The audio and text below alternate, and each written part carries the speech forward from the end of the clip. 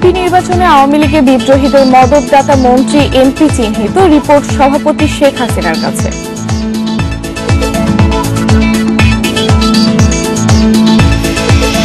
তৃতীয় ধাপের ইউপি নির্বাচনের আগে উত্তপ্ত হয়ে উঠছে পরিবেশ, শঙ্কা থাকলেও সুষ্ঠু ভোট গ্রহণের আশ্বাস।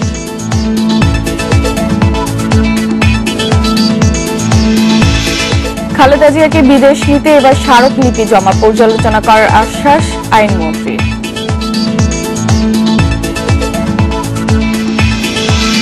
রাজধানীর কলেজ গেটে এক ভবনে চলছে 6 হাসপাতাল ও 2 ব্লাড ব্যাংক, রোগী সংগ্রহ করা হয় দালাল দিয়ে।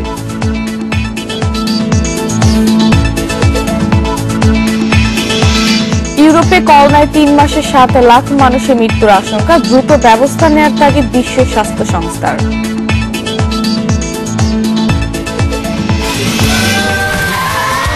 Saudi Extreme. Enjoy smooth speed. স্বাগত ইন্ডিপেন্ডেন্ট সংবাদের সঙ্গে আছে আমি ফারহান আলম এবং আমি আলী আশরাফ। শুনছিলেন শিরোনাম, যাব পুরো খবরে। ইউপিতে আওয়ামী লীগের বিদ্রোহীদের মদতদাতা হিসেবে কয়েকজন মন্ত্রী এমপির নাম জমা পড়েছে কেন্দ্রে। সহিংসতার পেছনে তাদের দায় দেখছেন দলের দায়িত্বপ্রাপ্তরা। সভাপতি শেখ হাসিনার কাছে জমা দেওয়া রিপোর্টে এসব তথ্য দেওয়া হয়েছে। সারা দেশে এরকম তালিকা করার নির্দেশ দিয়েছেন সভাপতি। এদের দল থেকে বহিষ্কার বা মনোনয়ন না দেওয়ার সিদ্ধান্ত নিয়েছে কেন্দ্র। দ্বিতীয় ধাপে ইউপি নির্বাচন হয় 11 নভেম্বর। এদিন সহিংসতায় প্রাণ যায় 7 জনের। নির্বাচন ঘিরে এখন পর্যন্ত নিহত হয়েছে অন্তত 45 জন। 2 দফায় 1198 ইউনিয়নে নৌকার প্রার্থী জিতেছে 753টিতে, পরাজিত 424টিতে।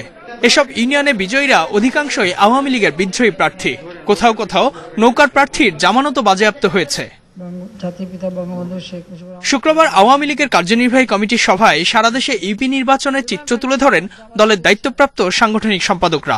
তাদের রিপোর্টে উঠে আসে বিপুল সংখ্যক বিদ্রোহী প্রার্থীর জয় পাওয়ার নেপথ্যে রয়েছেন স্থানীয় সংসদ সদস্যরা। কয়েকজন মন্ত্রীর নামও আসে বিদ্রোহীদের মদতদাতা হিসেবে। বিদ্রোহী প্রার্থীদের নিয়ে আলোচনা হয়েছে এবং সেখানে যারা বিদ্রোহী প্রার্থীদের বিভিন্ন জায়গায় মদত দিচ্ছে তাদের ব্যাপারে তদন্ত করতে বলা হয়েছে।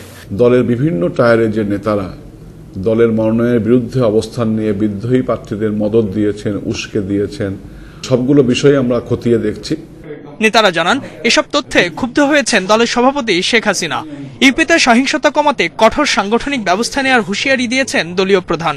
যারা বিদ্রোহী প্রার্থীদেরকে সক্রিয়ভাবে সমর্থন দিয়েছেন, সে জনপ্রতিনিধি হোক, এমপি হোক, মন্ত্রী হোক কিংবা দলের যত বড় নেতাই হোক, নেত্রী আমাদেরকে বলেছেন তাদের তালিকা প্রস্তুত করতে এবং সেই তালিকা ধরেই সবাইকে তিনি কারণ দর্শানো নোটিশ ইস্যু করার জন্য বলেছেন। যারা মন্ত্রী এমপি যারা এই ধরনের পেছনে কলকাঠি নাড়ে বা এরকম সুনির্দিষ্ট অভিযোগ যদি চিহ্নিত হয় তাহলে উনি এটাও বলেছেন যে তারা ভবিষ্যতে দল থেকে মনোনয়ন পাবে না। জেলা বা উপজেলারও আওয়ামী লীগের কেউ বিদ্রোহীদের মদত দিলে ব্যবস্থা নেওয়া হবে বলে জানান নেতারা। তারা আশা করছেন এসব পদক্ষেপে তৃতীয় ধাপের ইউপি নির্বাচন থেকে সহিংসতা কমবে। Ijazur Rahman, independent News, Dhaka. হাটবাজার আর গ্রামে গঞ্জে জমে উঠেছে তৃতীয় ধাপের ইউপি নির্বাচনের প্রচারণা। তবে ভোটের দিন যতই এগিয়ে আসছে, পরিবেশ ততই উত্তপ্ত হয়ে উঠছে। এসব ঘটনায় ভোটের পরিবেশ নিয়ে ভোটারদের শঙ্কা থাকলেও সুষ্ঠু ভোট গ্রহণে আশ্বাস দিচ্ছে নির্বাচন সংশ্লিষ্টরা। ময়মনসিংহ সদর, মুক্তাগাছা ও ত্রিশালে 27 ইউনিয়নে উৎসব মুখর পরিবেশে প্রচার চালাচ্ছেন আওয়ামী লীগ, জাতীয় পার্টি ও বিএনপির প্রার্থীরা। আছেন দলের একাধিক প্রার্থী। সকাল থেকে রাত পর্যন্ত গণসংযোগ, উঠান বৈঠক সহ নানাভাবে ব্যস্ত সময় কাটছে প্রার্থীদের। জনগণের উন্নয়নের সবকিছু কাজ আমি করছি, বা কিছু কাজ আমার বাকি রয়েছে, এটুকু আমি আবার চেয়ারম্যান হইলে আমি করবো। জনগণ সহায় বললেই আবার আমি পাঠিয়েছি। কুমিল্লার বড়ুরা, দাউদকান্দি ও হোমনা উপজেলায় 30টি ইউপিতে চলছে জমজমাট প্রচারণা। সকাল থেকে ভোটারদের কাছে গিয়ে প্রার্থীরা চাইছেন ভোট, দিচ্ছেন নানা প্রতিশ্রুতি। আমি চাই বড়ুরা থানার মধ্যে আগানাগর একটা মডেল ইউনিয়ন হিসেবে গড়ে তোলার জন্য, মাদক মুক্ত, সন্ত্রাস মুক্ত একটা ইউনিয়ন গড়ে তোলার জন্য আমি চাই। তারা যাতে কোনো ভয় আশঙ্কা না থেকে খুব সকাল সকাল কেন্দ্রে যেয়ে তাদের একটা ভোটাধিকার প্রদান করতে পারে এবং তাদেরকে আমি বলছি কোনো গুন্ডা হামলার ভয় আপনারা পাবেন না। কুষ্টিয়ার দৌলতপুর উপজেলার 14 ইউনিয়নে আওয়ামী লীগের প্রতিদ্বন্দ্বী দলের বিদ্রোহীরা। এছাড়া স্বতন্ত্র হিসেবে মাঠে আছেন বিএনপি নেতারা। হুমকি ধামকি হামলা ভাঙচুরের মধ্যেই চলছে প্রচার। এতে আতঙ্কিত ভোটাররা। যেভাবে হুমকি ধামকি দেওয়া হচ্ছে এবং যেভাবে আক্রমণ চালানো হচ্ছে তার কোনো প্রতিকার প্রশাসন নিচ্ছে না। 28 নভেম্বর নির্বাচনে যেন এই ধরনের কোনো কুচক্রী মহল এই ধরনের যেন কোনো কার্যক্রম না করতে পারে। নির্বাচনী পরিবেশ বিশৃঙ্খলাকারীদের বিরুদ্ধে ব্যবস্থা নেওয়ার আশ্বাস দিয়েছেন কর্মকর্তারা। কিছু বিশৃঙ্খলা ঘটনা ঘটছে, এটা সত্য, তবে আগে পূর্বের তুলনায় আমাদের এখন পরিবেশ অনেক শান্ত এবং আমাদের নির্বাচন সুষ্ঠু নির্বাচন পর্যায়ে পৌঁছে গেছে। আমরা ইনশাল্লাহ সুষ্ঠু নির্বাচন করতে সক্ষম। এছাড়া মেহেরপুরে গাংনী ও সদর উপজেলার 6 ইউনিয়নে প্রচারণায় ব্যস্ত প্রার্থীরা। সুষ্ঠু পরিবেশে ভোট গ্রহণে তৎপর রয়েছে আইন শৃঙ্খলা বাহিনী। Abu Noman, independent news. একই পরিবার থেকে চাচা ভাতিজা সহ 3 জন মেয়র প্রার্থী হওয়ায় পাবনার বেড়া পৌরসভা নির্বাচনে যোগ হয়েছে নতুন আমেজ। রয়েছে আলোচনা সমালোচনাও। সংঘর্ষ, ভাঙচুর আর পাল্টাপাল্টি অভিযোগের ঘটনায় ভোট সুষ্ঠু হওয়া নিয়ে সংশয় প্রকাশ করেছেন অনেকে। বেড়া পৌরসভায় চলছে পোস্টারিং, মাইকিং, প্রার্থীরা ব্যস্ত ভোট প্রার্থনায়। একই পরিবারের 3 মেয়র প্রার্থী নিয়ে চলছে আলোচনা সমালোচনা। সাবেক স্বরাষ্ট্র প্রতিমন্ত্রী পাবনা 1 আসনের সংসদ সদস্য শামসুল হক টুকুর ছেলে নৌকার প্রার্থী, আর ভাই ও ভাতিজি বিদ্রোহী প্রার্থী হয়েছেন। মেয়র পদে লড়ছেন 5 প্রার্থী। তাদের বিরুদ্ধে রয়েছে আচরণবিধি লঙ্ঘন সহ পাল্টাপাল্টি অভিযোগ। ইতিমধ্যে বেশ কয়েকটি জায়গায় আমার নির্বাচনী প্রচারণায় বাধা দেওয়া হয়েছে। বাইরে থেকে লোক এনে তাদেরকে কার্ড দিয়ে লাইনে দাঁড় করায় দিয়ে রাখবে, ভোটার ভোট দিতে পারবে না। এইরকম অবস্থা সৃষ্টি করা মানুষের মধ্যে, জনগণের মধ্যে একটা অসন্তোষ ভাব হচ্ছে। আমি প্রশাসনের কাছে হেল্প চাইবো, বলবো যে এটা নিশ্চিত করার জন্য যতটুকু ব্যবস্থা নেওয়া দরকার সেটা যেন তারা নেন। ব্লেম দেওয়া, ব্লেম গেম, এটা ঠিক না। নির্বাচনে থাকলে শক্তভাবে থাকতে হবে। এরই মধ্যে কয়েক দফা হামলা ভাঙচুরের ঘটনায় উদ্বেগ বাড়ছে ভোটারদের মাঝে। তবে সুষ্ঠু ও শান্তিপূর্ণ পরিবেশ তৈরির দাবি তাদের। স্বাভাবিক যদি হয়, মোটামুটি সুস্থ, তাহলে ভোট দিতে যাওয়া যাবে। যদি সমস্যা তাহলে আমরা ভোট দিতে যাব না। পরিবেশ ভালো চাই, সবাই যাতে ভোট দিতে পারে। সুষ্ঠু নির্বাচনের সব ধরনের প্রস্তুতি নেওয়া হয়েছে। কোনো অভিযোগ পেলে ব্যবস্থা নেওয়ার কথা বলছেন নির্বাচনী কর্মকর্তা। এই নির্বাচনকে সুষ্ঠু, অবাধ, নিরপেক্ষ এবং আইনানুগভাবে সম্পন্ন করার জন্য নির্বাচন কমিশন ইতিমধ্যে সকল প্রস্তুতি সম্পন্ন করেছে। 28 নভেম্বর ইভিএমে হবে বেড়া পৌরসভার নির্বাচন। 18টি কেন্দ্রে মোট ভোটার 42,818 জন। Independent News desk. এ নিয়ে আরো জানাতে পাবনা থেকে যোগ দিচ্ছেন সহকর্মী খায়রুল ইসলাম। খায়রুল, প্রচারণার বিষয়ে জানাবেন। আর আচরণবিধি লঙ্ঘনের একটা অভিযোগ আছে, প্রশাসনের পক্ষ থেকে কেন ব্যবস্থা নেওয়া হচ্ছে না?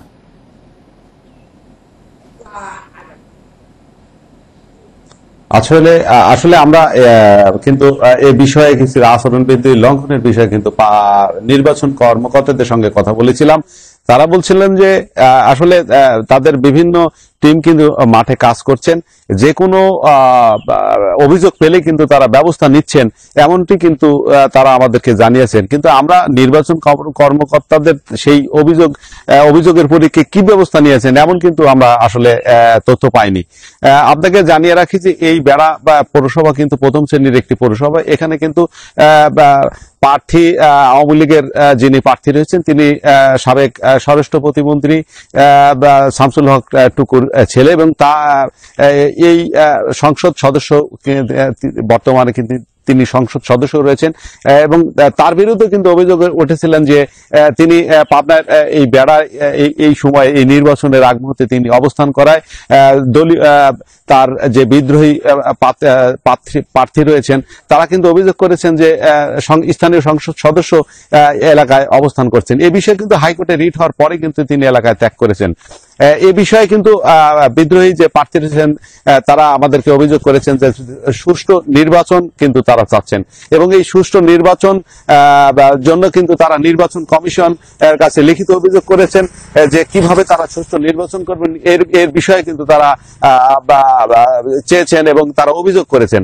এই বিষয়ে কিন্তু আমরা নির্বাচন কর্মকর্তাদের সঙ্গে কথা বলেছিলাম। নির্বাচন কর্মকর্তাদের পক্ষ থেকে আমাদের জানানো হয়েছে যে যে কোনো মূল্যে তারা সুষ্ঠু নির্বাচন কিন্তু তারা করতে করতে বদ্ধপরিকর এমনটি কিন্তু দাবি করেছেন। আর ভোটাররা কিন্তু সুষ্ঠু নির্বাচনের অপেক্ষায় রয়েছেন।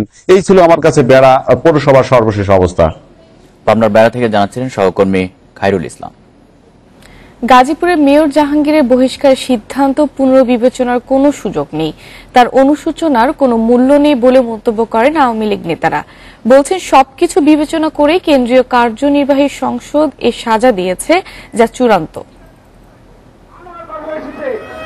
গাজীপুরের মেয়র জাহাঙ্গীর আলমের অডিও সামাজিক যোগাযোগ মাধ্যমে ছড়িয়ে পড়লে তোলপাড় শুরু হয় আওয়ামী লীগে। জাতির পিতা ও মুক্তিযুদ্ধ নিয়ে তার বক্তব্যে ক্ষুব্ধ হন নেতারা। এ বক্তব্যের কারণ দর্শানোর নোটিশ দেওয়া হয় জাহাঙ্গীরকে। 19 নভেম্বর আওয়ামী লীগের কেন্দ্রীয় কার্যনির্বাহী সংসদের সভায় তাকে দল থেকে আজীবন বহিষ্কারের সিদ্ধান্ত দেন আওয়ামী লীগ সভাপতি। আমার মায়ের কাছে আমি আবারও অনুরোধ করব, উনি যেন পুনরায় বিবেচনা করে আমাকে যেন আওয়ামী লীগ এবং আমার উপরে যেন যে বহিষ্কার আদেশ দিয়েছেন সেটা যেন প্রত্যাহার করেন। এরই মধ্যে 5 দিন পেরিয়ে গেলেও আওয়ামী লীগের দপ্তরে আবেদন করেননি জাহাঙ্গীর আলম। এ নিয়ে কোনো আগ্রহ নেই কেন্দ্রীয় নেতাদের। এখন নতুন করে রিভিউ করা বা ই করা এটা আমাদের সিস্টেমে নাই। জাহাঙ্গীর আলম তার নিজের স্যাটিসফ্যাকশনের জন্য রিভিউ চাইতে পারে। সে তো বলগাহীন কথাবার্তাই বলে এবং এ কারণেই তো তাকে এই শাস্তিটা তাকে দেওয়া হয়েছে। সুতরাং সে এখন কি বললো না বললো এটার কোনো গুরুত্ব আমাদের কাছে নেই। নেতারা সাফ জানিয়েছেন কথিত আবেদনটি দেয়া হলেও সিদ্ধান্তের কোনো নড়চড় হবে না। সর্বসম্মতক্রমে তার বিরুদ্ধে কঠোর গঠনতন্ত্র অনুযায়ী ব্যবস্থা নেওয়ার সুপারিশ করা হয়েছিল এবং অ্যাকর্ডিংলি তাকে দল থেকে বহিষ্কার করা হয়েছে। আমি বিশ্বাস করি এ ব্যাপারে সর্বসম্মত সিদ্ধান্ত হয়েছে এবং ইটস ফাইনাল। বাংলাদেশ আওয়ামী লীগের পক্ষ থেকে যে চূড়ান্ত সিদ্ধান্ত, সেই সিদ্ধান্তই ইতিমধ্যে কার্যকর করা হয়েছে। সুতরাং এটা তো নিষ্পত্তি হয়ে গিয়েছে। 2008 সালে গাজীপুর উপজেলা পরিষদের ভাইস চেয়ারম্যান হন জাহাঙ্গীর। 2013 সালে গাজীপুর সিটি কর্পোরেশনের নির্বাচনে মেয়র পদে আওয়ামী লীগের মনোনয়ন চেয়ে ব্যর্থ হন তিনি। 2018 সালে মনোনয়ন পেয়ে মেয়রও নির্বাচিত হন। শাহাদাত স্বপন, ইন্ডিপেন্ডেন্ট নিউজ, ঢাকা। খালেদা জিয়াকে চিকিৎসার জন্য বিদেশে যাওয়ার অনুমতি দিতে আইনমন্ত্রীকে স্মারকলিপি দিয়েছেন বিএনপিপন্থী আইনজীবীরা। তাদের দাবি পর্যালোচনা করা হবে বলে আশ্বাস দিয়েছেন আইনমন্ত্রী আনিসুল হক। দুর্নীতির দায়ে সাজাপ্রাপ্ত বিএনপি চেয়ারপারসন খালেদা জিয়া সরকারের নির্বাহী আদেশে কারাগার থেকে মুক্ত আছেন। শারীরিক অবস্থার অবনতি হওয়ায় বর্তমানে হাসপাতালে চিকিৎসাধীন তিনি। উন্নত চিকিৎসার জন্য খালেদা জিয়াকে বিদেশে যাবার অনুমতি দিতে বিএনপিপন্থী 15 আইনজীবী মঙ্গলবার দুপুরে সচিবালয়ে আইনমন্ত্রীকে স্মারকলিপি দেন। এ সময় বিএনপিপন্থী আইনজীবীরা সরকারকে বিষয়টি রাজনৈতিকভাবে না দেখে মানবিক দৃষ্টিকোণ থেকে বিবেচনার অনুরোধ জানান। রাজনৈতিক দৃষ্টিকোণ থেকে না দেখে এটাকে মানবিক দৃষ্টিকোণ থেকে দেখে তিনি যাতে বিদেশে চিকিৎসার জন্য যেতে পারে, তার এই জীবন মরণ সমস্যা থেকে উত্তরণের জন্য আপনি প্রয়োজনীয় পদক্ষেপ গ্রহণ করবেন। বিএনপি চেয়ারপারসন খালেদা জিয়ার বিদেশে চিকিৎসার বিষয়ে আইন অনুযায়ী পরবর্তী সিদ্ধান্ত নেওয়া হবে জানিয়েছেন আইনমন্ত্রী। আইনজীবীদের দেয়া স্মারকলিপি নিয়ে প্রধানমন্ত্রীর সাথে আলোচনা হবে বলেও জানান আনিসুল হক। যে স্মারকলিপি দিয়েছেন এবং এটা তো পরেই দিয়েছেন, সেখানে যে এটা আমি অবশ্যই এক্সামিন করব এবং আপনারা জানেন যে এখানে সিদ্ধান্ত এবং মতামতের ব্যাপারে আলাপ আলোচনার প্রয়োজন আছে এবং সেটাও আমরা করব। আইনমন্ত্রী জানান খালেদা জিয়ার বিষয়টি মানবিক দিক থেকে বিবেচনায় সরকারের সদিচ্ছার অভাব নেই। কেউ মৃত্যু ঝুঁকিতে থাকুক সেটাও সরকারের কাম্য নয়। অবশ্যই আমরা তো Hasib Mahmud Shah, independent News, Dhaka. College গেটে এক ভবনে চলছে 6 হাসপাতাল ও 2 ব্লাড ব্যাংক। অনুমোদনের অপেক্ষায় আরও একটি। সৌরওয়ার্দী হাসপাতাল থেকে 10 গজ দূরে গড়ে উঠেছে এসব প্রতিষ্ঠান। রোগী সংগ্রহ করা হয় দালাল দিয়ে। নানা অনিয়মে 3 মাস আগে এসব হাসপাতাল বন্ধ হলেও আবারও চালু হয়েছে সবকটি। কলেজ গেটের মুক্তিযোদ্ধা টাওয়ার, হাসপাতালের নাম ও বিজ্ঞাপনে ঢেকে গেছে ভবনের দেয়াল। ভেতরে যেতে দেখা গেল অসংখ্য চিকিৎসকের নামের ব্যানার। লাইফ কেয়ার হাসপাতালে রোগী ভর্তি আছে মাত্র 2 জন, তবে পাওয়া গেল না কোনো চিকিৎসককে। এই মুহূর্তে কোনো ডাক্তার উপস্থিত আছে? এই মুহূর্তে নাই, উনি বাইরে আছে। পাশেই আরেক হাসপাতাল যমুনা, 28 চিকিৎসকের নাম টানিয়ে রাখা হলেও পাওয়া গেল শুধু একজন মেডিকেল অফিসারকে। এখানে মাত্র একজন রোগী ভর্তি থাকলেও হাসপাতালের কর্মকর্তা কর্মচারী 10 জনের বেশি। ডাক্তাররা বসেন না নিয়মিত, তাহলে আপনার নাম দিয়ে রেখেছেন কেন? না, ডাক্তার এখানে বসেন না, কিন্তু যখন রোগী আসে আমরা স্যারদেরকে ফোন দেই, স্যাররা আসেন, এসে তারপরে রোগী দেখেন। শাটার লাগানো এক একটি দোকান ঘরে বসানো হয়েছে হাসপাতালের বেড। এখনো ঝুলছে দোকানের সাইনবোর্ড, কিন্তু এটি একটি হাসপাতাল, নাম রয়্যাল মাল্টি স্পেশালিটি হাসপাতাল। এখানেও রোগী ভর্তি আছে মাত্র 2 জন। চতুর্থ তলায় আরেক হাসপাতাল ঢাকা হেলথ কেয়ার। ছবি তুলতে গেলে দেয়া হয় বাধা।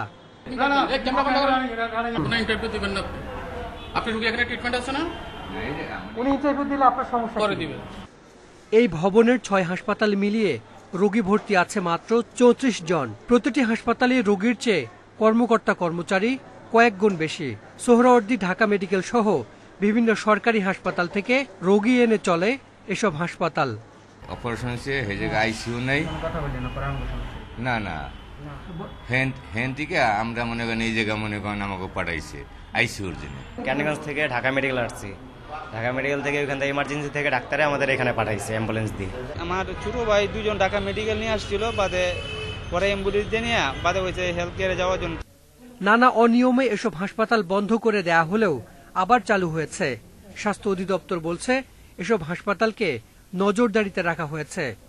খুব অল্প দিনের ভিতরে তাদেরকে আবার আমরা হঠাৎ করে আবার যাব, আমাদের টিম যাবে, টিম যায় তাদেরকে মনিটরিং করবে। তাদের আমাদের লাইসেন্স নবায়নের ক্ষেত্রে এবং তাদের পারমিশনের ক্ষেত্রে যে শর্তগুলি তারা পূরণ করেছে এখন সেইগুলি বহাল আছে কিনা।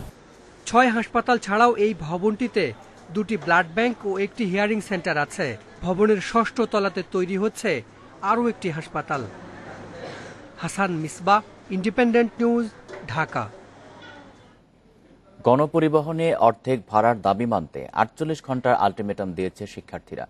এই সময়সীমার মধ্যে দাবি মেনে প্রজ্ঞাপন জারি না হলে বৃহস্পতিবার আবারও সড়ক অবরোধ করার ঘোষণা দেন তারা। সেই সাথে গণপরিবহনে নারী যাত্রীদের হয়রানি বন্ধ করার দাবি জানিয়ে কর্মসূচি শেষ করেন শিক্ষার্থীরা। এদিকে শিক্ষার্থীদের এই আন্দোলনে সমর্থন আছে ছাত্রলীগের, জানিয়েছে দলটির সভাপতি আল নাহিয়ান খান জয়।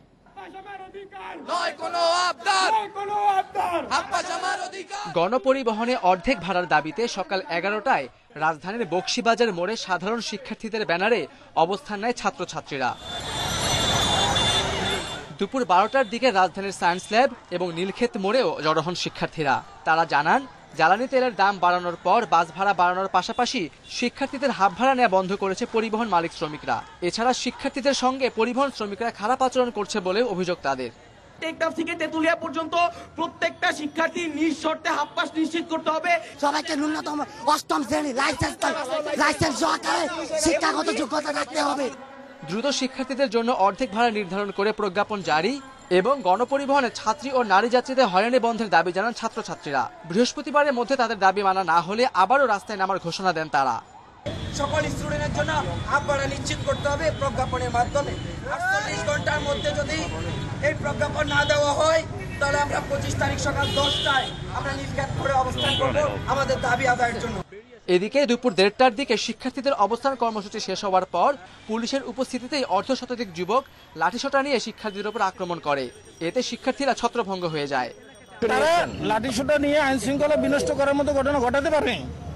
তারা যদি আইন শৃঙ্খলা বিনষ্ট করার মতো ঘটনা ঘটাতে পারতো তাহলে আমরা অ্যাকশনে যেতাম। আমরা দুইজনের মাঝখানে দাঁড়িয়ে আমরা ওদেরকে পাঠিয়ে দিয়েছি এবং এখন আমরা আইডিএল ওদেরকে পাঠিয়ে দিয়েছি।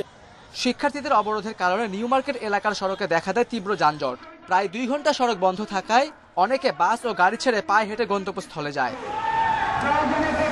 Khaled Raihan, independent News, Dhaka. Comilla city কর্পোরেশনের 17 নম্বর ওয়ার্ডের কাউন্সিলর সৈয়দ মোহাম্মদ সোহেল সহ 2 জনকে হত্যার একদিন পরও মামলা হয়নি।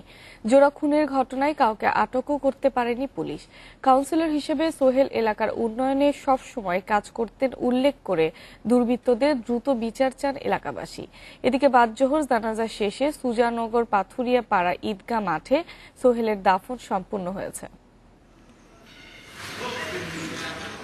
মঙ্গলবার সকাল থেকে কুমিল্লা মেডিকেল কলেজ হাসপাতালের সামনে ওয়ার্ড কাউন্সিলর সৈয়দ মোহাম্মদ সোহেল ও শ্রমিক লীগ নেতা হরিপদ সাহা স্বজনদের ভিড়। বেলা 11টার দিকে ময়নাতদন্ত শেষে হস্তান্তর করা হয় মরদেহ।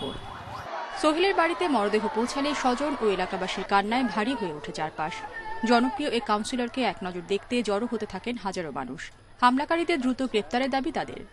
উনি কেমন মানুষ ছিলেন? 17 নং ওয়ার্ডের প্রতিটা গলি গলি আপনি যদি ঘুরেন তাহলে আজকে প্রমাণ পাবেন। উনি বালা মানুষ আসিল, বালা মানুষে আজকে এই দুনিয়া থেকে উঠাই নিছে। রোড দিছে, ড্রেন করে দিছে, খুবই ভালো, অনেক কিছু করছে আমাদের এলাকার জন্য।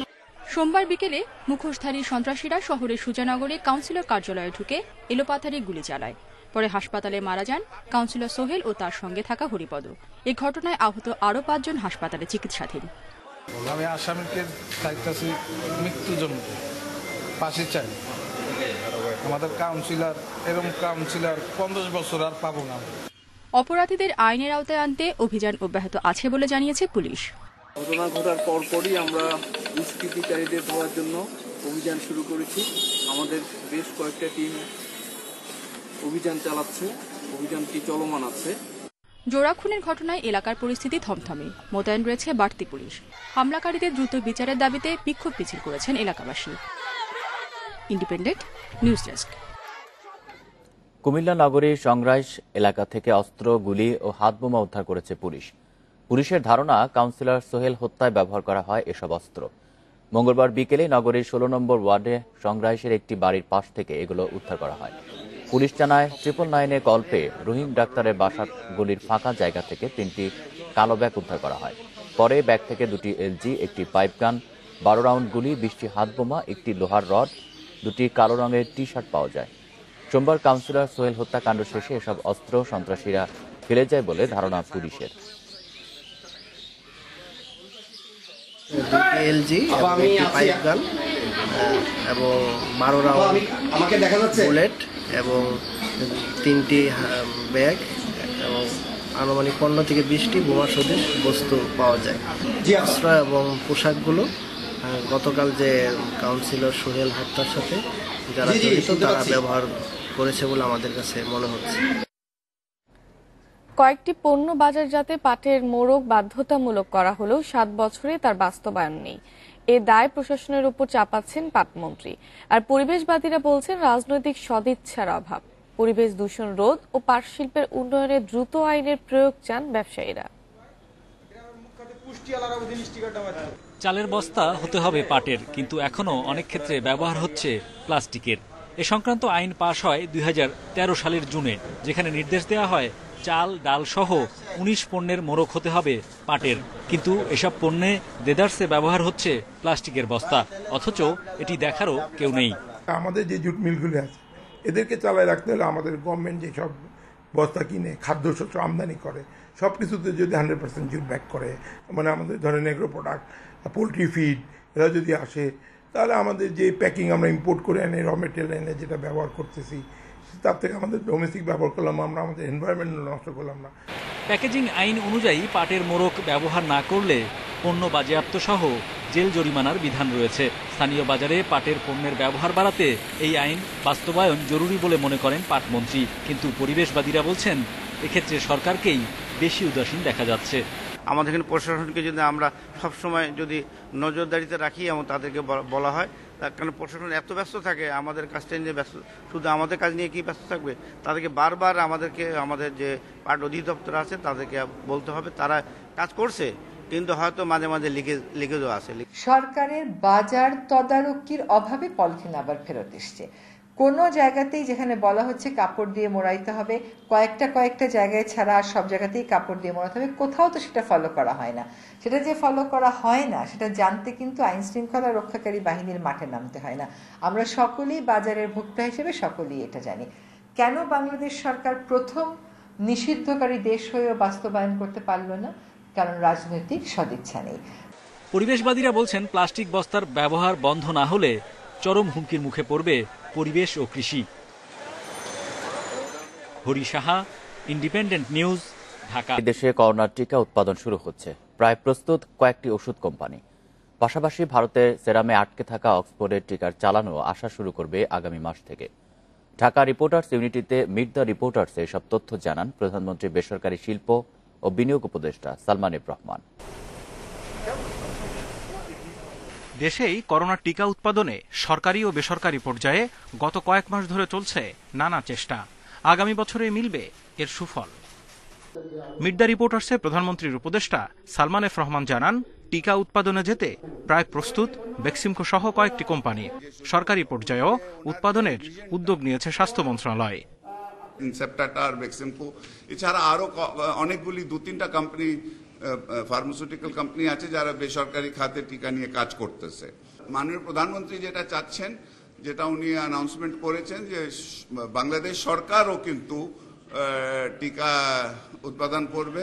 আগামী বছর বাংলাদেশে কিন্তু টিকা তৈরি শুরু হয়ে যাবে ইনশাআল্লাহ। ভারতের সেরাম ইনস্টিটিউট থেকে বাংলাদেশের কেনা অক্সফোর্ড অ্যাস্ট্রাজেনেকার 3 কোটি ডোজ টিকার বাকি চালান ডিসেম্বর থেকেই দেশে আসা শুরু হবে বলেও জানান প্রধানমন্ত্রীর এই উপদেষ্টা। পাওনা 2 কোটি 20 লাখ ডোজের পুরোটাই আগামী বছরের প্রথম 3 মাসের মধ্যে আসবে বলেও জানান।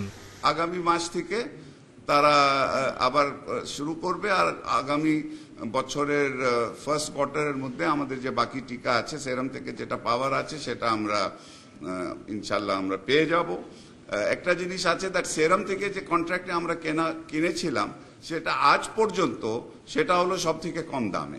মিট দ্য রিপোর্টার্সে সালমান এফ রহমান অনলাইনে সংবাদ প্রচারে দায়িত্বশীল হওয়া, ডিজিটাল নিরাপত্তা আইনের প্রয়োজনীয়তা, জ্বালানি তেলের মূল্য বৃদ্ধি, বুলো ইকোনমি সহ বিভিন্ন বিষয়ে সাংবাদিকদের সাথে মতবিনিময় করেন। Jahidul Bashar, Independent News, Dhaka. দেশে প্রথমবারের মতো ভয়াবহ মাদক ডিওবি জব্দ করেছে মাদক দ্রব্য নিয়ন্ত্রণ অধিদপ্তর। গ্রেফতার করা হয়েছে মাদক চোরাচালানে জড়িত 3 ব্যক্তিকে। পোল্যান্ড থেকে আসা ক্রিপ্টোকারেন্সি বিটকয়েন দিয়ে কেনা হয় এ মাদক। দেশে আন্তর্জাতিক বিমানবন্দরে অত্যাধুনিক স্ক্যানার মেশিন না থাকায় এসব মাদক অবাধে প্রবেশ করছে বলে জানিয়েছে অধিদপ্তর। গত 2 মাসে বিভিন্ন অভিযানে আইস মাদক সহ প্রায় 20 চোরা কারবারিকে গ্রেপ্তার করে মাদকদ্রব্য নিয়ন্ত্রণ অধিদপ্তর। তাদের দেয়া তথ্যে শনিবার রাজধানীর এলিফ্যান্ট রোডে কুরিয়ার সার্ভিসে আসা একটি প্যাকেজ থেকে জব্দ হয় 5 প্লটার এলএসডি। এই চালানের সূত্র ধরে 2 উচ্চশিক্ষিত তরুণ আসিফ ও অর্ণবকে গ্রেপ্তার করা হয় খুলনা থেকে। তাদের জিজ্ঞাসাবাদে বেরিয়ে আসে ভয়ঙ্কর মাদক চোরাচালানের তথ্য। ডার্ক ওয়েবে বিটকয়েন ব্যবহার করে পোল্যান্ড থেকে আনা হয় ভয়ঙ্কর মাদক ডিওবি। মাদক ব্যবসায় জড়িত থাকার অভিযোগে খুলনা বয়রা শাখার সুন্দরবন কুরিয়ার সার্ভিসের ম্যানেজার মামুনুরকেও গ্রেপ্তার করা হয়। অর্ণব কুমার শর্মার বাসায় যাই, যে আমরা এলএসডি নয়, সেখানে যে আমরা নতুন মাদক পাই, যেটা আমরা আটক করেছি বলেছি ডিওবি। এটা একটা নতুন মাদক, এটা এলএসডির মতোই। পেয়েছি হচ্ছে 90টি স্ট্রিপ পেয়েছি, 90টি ব্লটার আমরা পেয়েছি। বিশেষজ্ঞরা বলছেন, ডিওবি সেবন করলে মানুষ নিজের উপর নিয়ন্ত্রণ হারিয়ে ফেলে। এতে করে তার মস্তিষ্ক অন্য কেউ নিয়ন্ত্রণ করতে পারে। মানে শরীরের অঙ্গ প্রত্যঙ্গ, ব্লাড যে ভ্যাসেলগুলো আছে সব সংকুচিত হয়ে যায়, খিঁচুনি আসে। এর মধ্যে ব্রোমিন থাকার জন্য তেজস্ক্রিয়তার কারণে শরীরের কোনো ক্ষতি না করে তার টোটাল বডিটা স্ক্যানিং করা যায় এবং তার গতি নিয়ন্ত্রণ করা যায় বাইরে থেকে। ওই যে আমরা বলি যে তাকে একটু শুকায় দিল বা খাওয়াই দিল, তারপরে যা বলা হয় তাই শোনায়, মানে এটা রেভলিউশনারি ভাব যদি তাকে নিয়ন্ত্রণ করেন, সে এটা যে কোনো ঘটনা ঘটায় দেবে। গ্রেপ্তারকৃতদের বিরুদ্ধে মাদকদ্রব্য নিয়ন্ত্রণ আইনে মামলা করা হয়েছে। $160, $80। Biprajit Chanda, Independent News, Dhaka. কেউ লেগুনা বা অটোরিকশার চালক, কেউ চা দোকানের কর্মচারী, কেউ বা নির্মাণ শ্রমিকের পেশায় নিয়োজিত, কিন্তু রাতে তারা ছিনতাইকারী। ছিনতাইয়ের হটস্পট মোহাম্মদপুর থেকে কিশোর গ্যাং ভাইব্যাল কিং এর 9 জনকে গ্রেপ্তার করেছে র্যাব, যাদের বয়স 12 থেকে 18 বছর। যে যাই বলুক, তুমি রাজা, এই মতাদর্শ নিয়ে রাজধানীর মোহাম্মদপুরে গড়ে ওঠে ভাইব্যাল কিং নামের কিশোর গ্যাং। গত মাসের 25 তারিখ প্রকাশ্য রামদা নিয়ে এলাকায় মহড়া দেয় তারা। অটোরিকশা চালক বা চা দোকানি হলেও এই কিশোর গ্যাংয়ের সদস্যদের বড় অংশ ছিনতাইয়ের সাথে জড়িত। রাজধানীর মোহাম্মদপুর বা ঢাকা উদ্যান এলাকায় সন্ধ্যার পর এটিএম বুথ থেকে বের হওয়া গ্রাহকরা ছিল তাদের টার্গেট। মঙ্গলবার র্যাবের হাতে আটক হয় গ্যাংয়ের 9 সদস্য। একজনের বয়স 18 হলেও বাকি সবাই কিশোর। স্ট্যান্ড এলাকা ভিত্তিক যে অর্থ সংগ্রহ, এই কাজগুলো তারা করে থাকে। তো পৃষ্ঠপোষকদের যে তথ্য পেয়েছি, তারা তাদেরকে বিভিন্ন তাদের যে নিজেদের স্বার্থ চরিতার্থের জন্য ব্যবহার করছে, বিনিময়ে তাদেরকে বিভিন্ন সময় মাদক দেয়া বা কিছু অর্থ দেয়া, এরকম কিছু তথ্য পেয়েছি। র্যাব বলছে ছিনতাই হলে মামলা করতে চান না নগরবাসী, তাই অপরাধীরা ধরাছোঁয়ার বাইরে থেকে যায়। মামলা বা অনেকে থানায় অভিযোগ করেন না ভিত্তিতে হয়তো অনেক ক্ষেত্রে আমরা সঠিক অপরাধীদের আমরা শনাক্ত করতে পারছি না বা গ্রেফতার করতে পারছি না। বাট যদি মামলা বা লোকজন অভিযোগ করে, আমরা মনে করি যে কোনো ধরনের অপরাধী সে যেই হোক, সে যার গ্রুপই বলেন, আমরা অবশ্যই তাকে ধরে কিন্তু আইনের হাতে সোপর্দ করব। ভাইবা ল কিং নামের এই গ্যাংটিতে 15 থেকে 20 জন সদস্য রয়েছে। মোহন নামে এক কিশোর 2 থেকে 3 বছর আগে গ্যাংটি গঠন করে। Arafatur Rahman, independent News, Dhaka. বৃহত্তর বগুড়া এবং দিনাজপুর জেলায় বাংলাদেশ কৃষি উন্নয়ন কর্পোরেশন BADCর ক্ষুদ্র সেচ প্রকল্প উন্নয়ন ফলে সেচ খরচ কমেছে 12%। 5 বছর মেয়াদী 103 কোটি টাকা ব্যয়ে এ প্রকল্প এলাকার 6 জেলায় এখন বছরে 127 কোটি টাকার 51,000 টন বাড়তি আমন ধান পাওয়া যাচ্ছে। 5 বছর আগে দিনাজপুর, পঞ্চগড়, ঠাকুরগাঁও, গাইবান্ধা, জয়পুরহাট ও বগুড়ার 47 উপজেলায় শুরু হয় ক্ষুদ্র সেচ উন্নয়ন প্রকল্পের কাজ।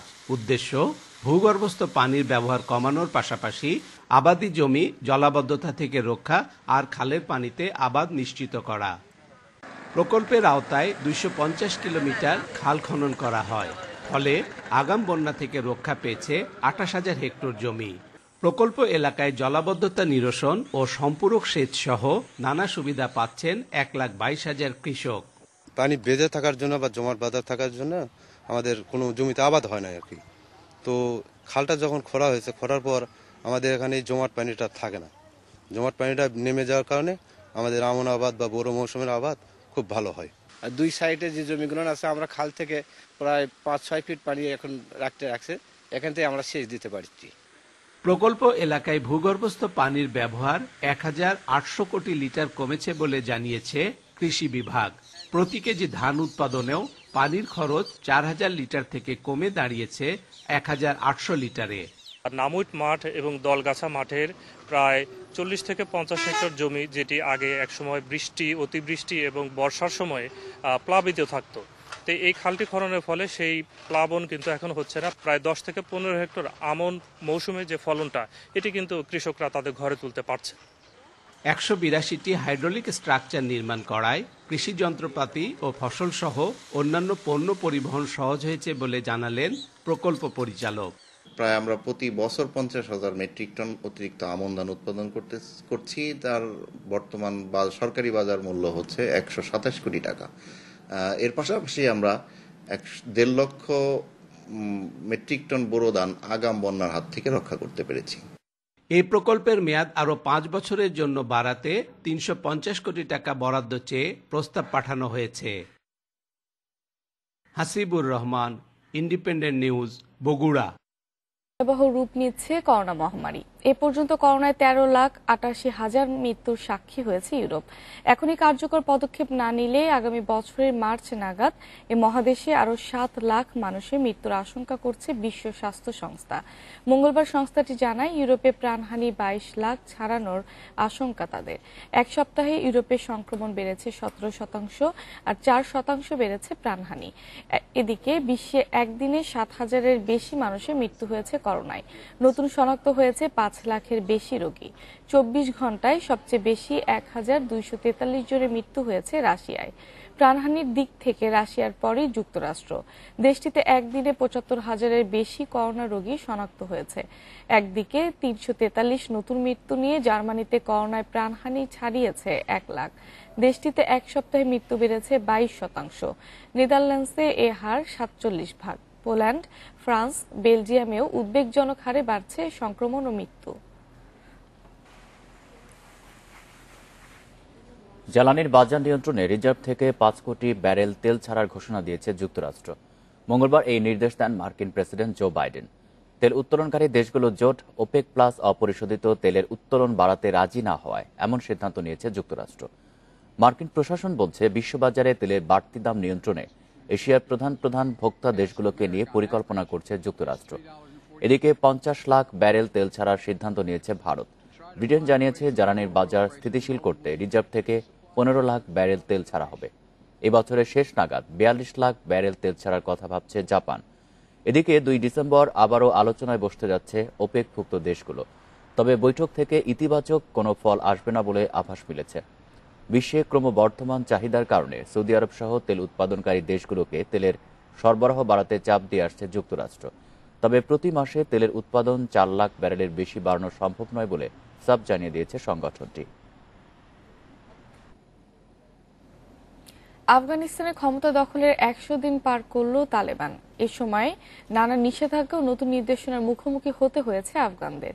অভিযোগ আছে গণমাধ্যমে নিয়ন্ত্রণ ও নারীর মৌলিক অধিকারের বাধা। বিশ্বব্যাপী সংকট তৈরি হয়েছে দেশটিতে পুরনো তালেবান শাসন ফেরার। 20 বছর যুদ্ধের পর কাবুল দখলের মধ্য দিয়ে 15ই আগস্ট আফগানিস্তানের ক্ষমতা নেয় তালেবান। নিরাপত্তা নিশ্চিত সহ সাধারণ ক্ষমা ও প্রতিশোধ না নেওয়ার ঘোষণা দেয় তারা। গণমাধ্যমের স্বাধীনতা এবং নারী ও মেয়ে শিশুদের মৌলিক অধিকার রক্ষার প্রতিশ্রুতিও আসে। তবে গত 100 দিনে দেখা গেছে এর উল্টো চিত্র। ক্ষমতায় আসার পরে নিরাপত্তার অজুহাতে মেয়েদের স্কুলে যাওয়ার নিষেধাজ্ঞা দেয় তালেবান। পরে অবশ্য সেই অবস্থান থেকে সরে আসে। তবে এখনো অনেক জায়গায় মেয়েদের স্কুল না খোলার অভিযোগ আছে। তালেবান ক্ষমতায় আসার পর স্কুলে যেতে পারিনি। আমার ভাইয়েরা স্কুলে যাচ্ছে, বার্ষিক পরীক্ষা চলছে এবছর বাদ। এখনো আশা করছি তালেবান আমাদের স্কুল খুলে দেবে।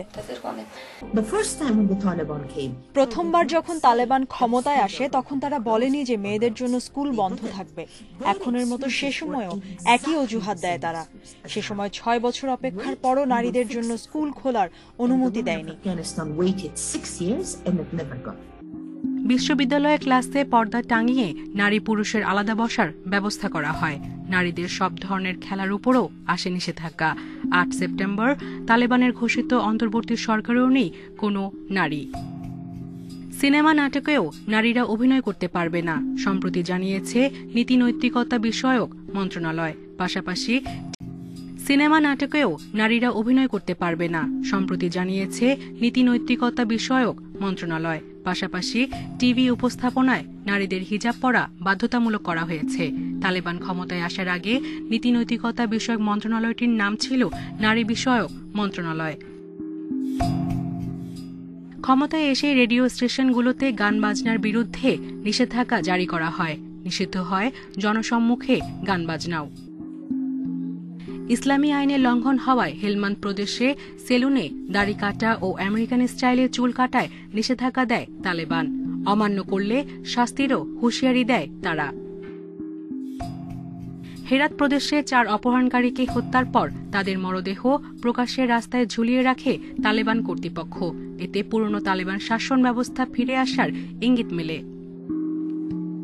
বিশ্ব খাদ্য সংস্থার হিসেবে প্রায় 4 কোটি জনসংখ্যার দেশ আফগানিস্তানের তীব্র খাদ্য সংকটে 2 কোটি 80 লাখ মানুষ। এর মধ্যে 2 নভেম্বর বিদেশি মুদ্রা ব্যবহারে নিষেধাজ্ঞা দেয় তালেবান। এতে দেশের অর্থনীতি আরও সংকটের মুখে পড়বে আশঙ্কা বিশেষজ্ঞদের। সায়রা খান, ইন্ডিপেন্ডেন্ট নিউজ। নারীদের বিশ্বকাপ বাছাইয়ে এবার যুক্তরাষ্ট্রকে উড়িয়ে দিল বাংলাদেশ। ম্যাচ জিতেছে 269 রানে। ওয়ানডেতে প্রথম সেঞ্চুরিতে দ্যুতিময় শারমিন আক্তার। তার অপরাজিত 130 রানে বোর্ডে 322 তোলে লাল সবুজ। জবাবে 31তম ওভারে মার্কিন মেয়েরা গুটিয়েছে 53 রানে। যে কোনো প্রথমের মাহাত্ম্য অনেক। নারী ওয়ানডে ক্রিকেটে বাংলাদেশের প্রথম সেঞ্চুরি এলো এতদিনে। বিশ্বকাপ বাছাইয়ে শারমিন আক্তার সুপ্তা পেলেন ম্যাজিক ফিগার। আক্ষেপ শুধু প্রতিপক্ষ যুক্তরাষ্ট্র এখনো পায়নি ওয়ানডে স্ট্যাটাস, তাই শারমিনের সেঞ্চুরি থাকছে লিস্ট এ তালিকায়। তারপরও এই ইনিংসের আবেদন অন্যরকম। শুরু থেকে শেষ মার্কিন মেয়েদের সামনে দুরন্ত দুর্বার শারমিন 55 বলে তুলেছেন 50। সেঞ্চুরিতে পৌঁছতে লেগেছে 118 বল। 11-4-এ 130 রানে নট আউট টাইগ্রেস ওপেনার খেলেছেন 141 বল।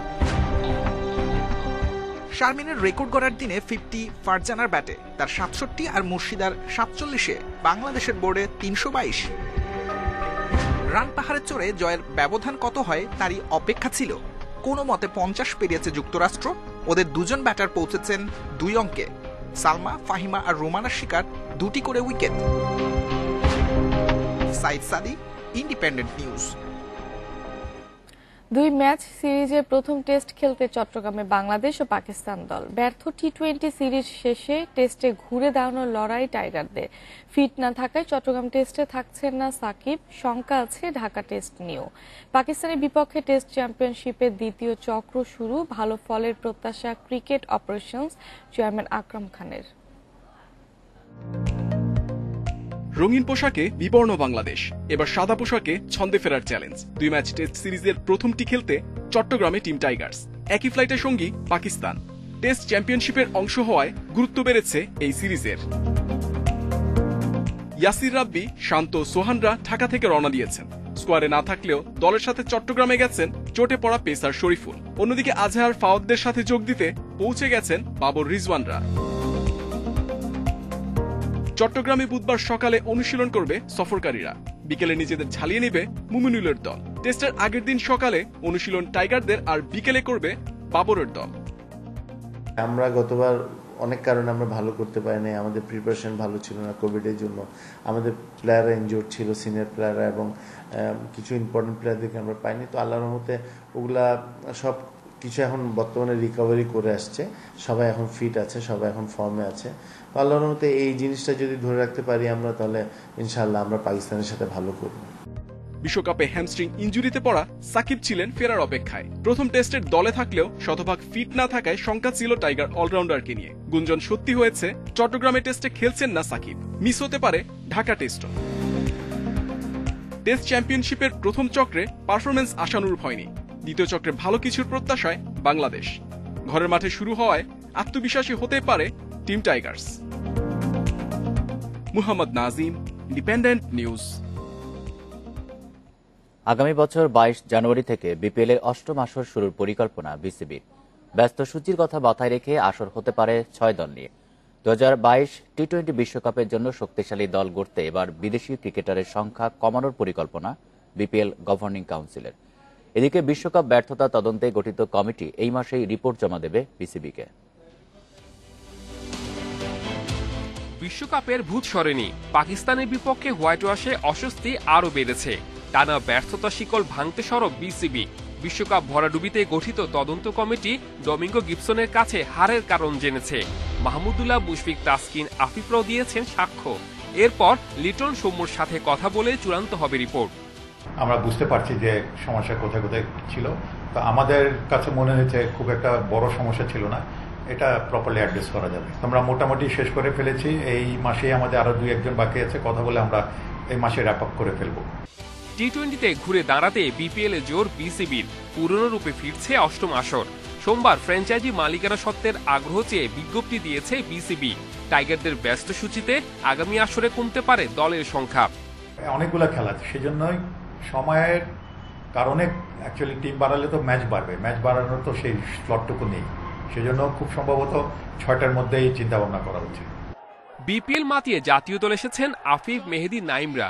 2022 টি-20 বিশ্বকাপের জন্য 8ম বিপিএল থেকে কিছু নতুন মুখের সন্ধানে বিসিবি। একাদশে দেশি ক্রিকেটারদের প্রাধান্য দিতে কমবে বিদেশিদের সংখ্যা।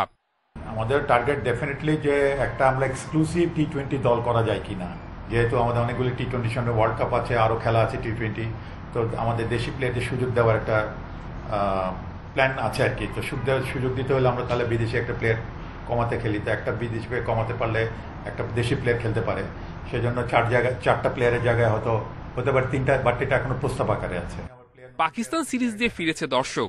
করোনা পরিস্থিতি স্বাভাবিক থাকলে বিপিএল ও গ্যালারি মাতানোর সুযোগ পাবেন দর্শকরা। টি-20 প্লেয়ারের মনে হচ্ছে ঘাটতি আছে। Saiful Majumdar, independent news. Champions লিগে বেনফিকার সাথে গোলশূন্য ড্র করে বাদ পড়ার শঙ্কায় পড়ল বার্সেলোনা। অন্যদিকে রোনালদোর গোলে শেষ 16তে ম্যান ইউনাইটেড।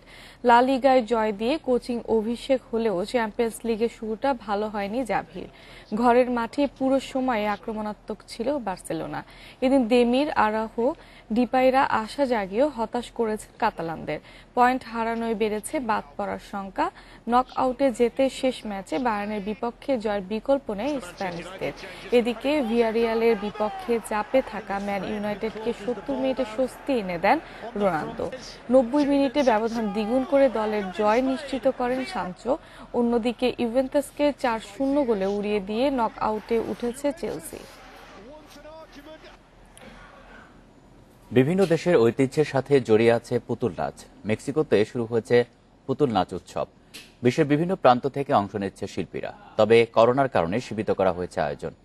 এই উৎসব ফিস্ট অব ডলস নামে পরিচিত। লাতিন আমেরিকার বিখ্যাত উৎসব এল ফেস্তিন দে লা মুনেকো গত ২০ বছর ধরে চলছে এই আয়োজন। মেক্সিকোর গুয়াদালাহারা শহরে উৎসবের অন্যতম আকর্ষণ পুতুল নাচ। বিশ্বের বিভিন্ন প্রান্ত থেকে অংশ নেন পুতুল নাচের শিল্পীরা।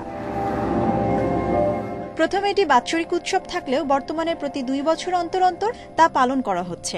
এতে ক্ষতির মুখে পড়েন উৎসব সংশ্লিষ্ট হাজারো মানুষ।